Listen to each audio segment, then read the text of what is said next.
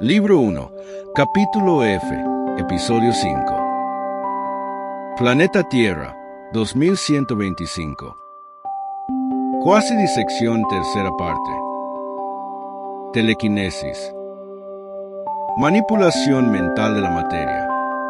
Esta manipulación de las ondas magnéticas, mediante fuertes campos eléctricos producidos por el cerebro, daban al nuevo ser humano también la curiosa capacidad de mover cuerpos a su antojo, sin tocarlos. Nota del escritor número 1. ¿Cómo se manejan los dominios magnéticos de la materia? Toda la materia está compuesta por moléculas, que a su vez están formadas por átomos. Estos átomos contienen partículas subatómicas, protones, neutrones y electrones, que definen las propiedades físicas y químicas de cada sustancia. En el núcleo del átomo se concentran los protones y neutrones, mientras que los electrones orbitan en capas o niveles de energía alrededor de ese núcleo. Estructura subatómica y capas energéticas. La valencia electrónica, es decir, la capacidad de un átomo para formar enlaces químicos, depende de los electrones en su capa más externa. Estos electrones determinan cómo interactúa un átomo con otros y también influyen en sus propiedades eléctricas y magnéticas. Giro, carga y magnetismo. Los electrones no solo orbitan el núcleo, también giran sobre sí mismos en un movimiento llamado spin. Este giro, junto con su carga eléctrica, genera un pequeño campo magnético. Según la ley de Biot-Savart, una ley del electromagnetismo clásico, cualquier carga en movimiento produce un campo magnético. En el caso de los electrones, este campo es microscópico pero fundamental para entender el magnetismo de los materiales. Cuando muchos electrones en un material tienen sus pins alineados, el material puede volverse magnético.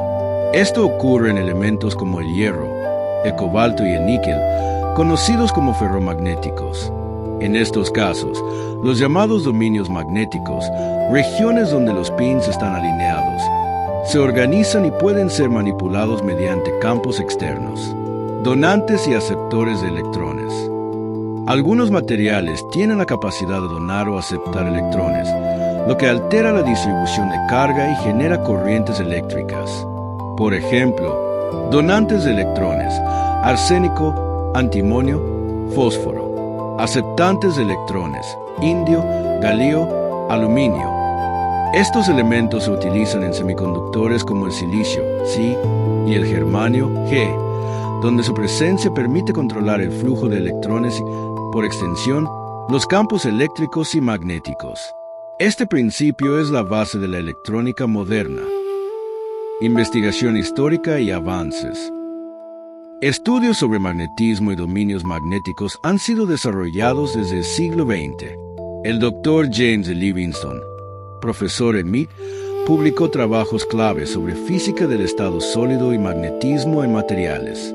Más recientemente, científicos como Michael Berry, famoso por la fase de Berry en mecánica cuántica, y André Heim, premio Nobel por el descubrimiento del grafeno, han contribuido desde laboratorios como el Lichfield Magnet Laboratory en la Radboud University, Países Bajos, al entendimiento de campos magnéticos extremos y sus efectos sobre la materia. Fin de la nota del escritor. Levitación. Actualmente, en este siglo XXII, científicos como Dr. Ranjit Brahmapista Panjabi plantean que el cerebro humano, especialmente en seres evolucionados o modificados, podría generar campos magnéticos suficientemente intensos como para influir en objetos externos. Aunque en humanos actuales los campos cerebrales son débiles, medibles en microteslas mediante magnetoencefalografía, se ha demostrado que la actividad neuronal genera patrones eléctricos y magnéticos reales. Cerebros de los seres evolucionados como los Novum pudieran amplificar estos campos, por ejemplo, mediante estructuras neuronales más densas, neurovibradores. Sería teóricamente posible alterar los dominios magnéticos de un objeto cercano. Esto implicaría cambiar su geometría electrónica, su polaridad y, por tanto, su posición en el espacio. La manipulación de un cuerpo en el espacio dependería de cómo se alteran sus dominios magnéticos. Si se logra cambiar la orientación de los electrones en regiones específicas del material, se puede inducir movimiento, deformación o incluso levitación, como ocurre en superconductores con efecto Meissner. En ese contexto, el cerebro actuaría como un emisor de campos dirigidos, capaces de reconfigurar la materia a nivel subatómico. Eso, precisamente, es lo que estaba pasando en un cerebro Novum. Reproducción de campos magnéticos en sí mismos.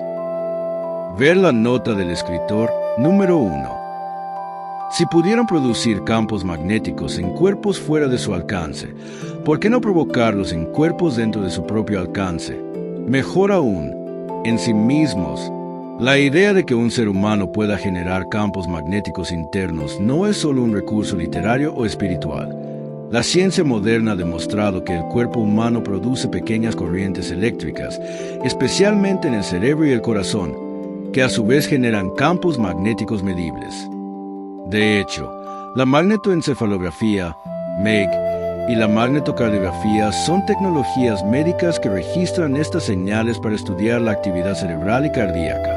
Aunque estos campos son extremadamente débiles comparados con los que se utilizan en la levitación magnética tecnológica, su existencia confirma que el cuerpo humano es, en esencia, un generador electromagnético.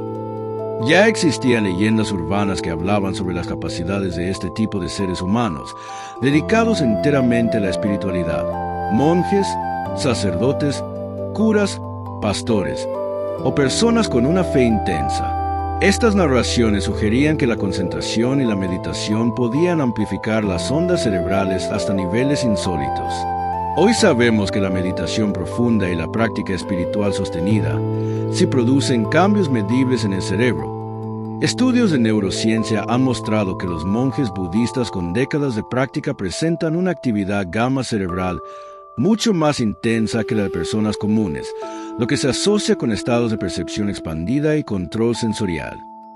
La levitación magnética, por su parte, es una tecnología real que utiliza campos magnéticos para suspender objetos en el aire sin contacto físico. Se aplica en trenes de alta velocidad, maglev, en experimentos médicos y en laboratorios de física.